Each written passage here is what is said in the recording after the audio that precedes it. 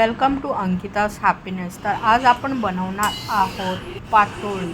चल बघूया आपण कसं बनवतात। हे मी पानं घेतलेली आहे पातोळीची, ज्याला हळदीचं पान पण बोलतात। ह्यांना चांगलेपणा कट करून मी धुवून घेतलेले आहेत। तर हे आहे खोबरं, काजू, गूळ आणि तूप। जर तुम्हाला ड्रायफ्रूट्स अजून ॲड करायचं असेल तरी तुम्ही करू शकता त्यामध्ये, आणि तुम्ही ड्रायफ्रूट्स पण ॲड करू शकता, जेणेकरून त्याला अजून चांगली टेस्ट येईल। आणि गूळ पण तुम्हाला ॲड करायचे आहे यात। तर आता आम्ही घेणार आहोत तांदळाचं पीठ। हे आहे तांदळाचं पीठ। हे कोमट पाण्यामध्ये आपल्याला मिक्स करून घ्यायचं आहे, जेणेकरून आपल्याला हे पानावरती लावायचं आहे। आणि हे आहे जे आपण आता खोबऱ्याचं हे बनवलं आहे।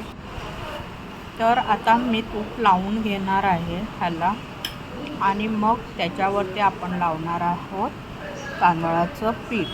तर हे आपण पाणी मिक्स करून त्याला थोडंसं पातळ केलेलं आहे। आणि मग आपण जे खोबरं बनवलेलं आहे ते आपण त्यावरती 1 किंवा 2 चमचा आपण टाकून ते आपल्याला फोल्ड करून आपल्याला शिजवायला ठेवायचं आहे। जर आपल्याकडे इडलीचं भांडं वगैरे असेल तर उत्तम आहे, आपण त्यात शिजवू शकतो, कारण हार्डली आपल्याला 10-15 मिनटात शिजवावं लागणार आहे, जेणेकरून मग त्याची टेस्ट पण अमेझिंग लागते एवढी।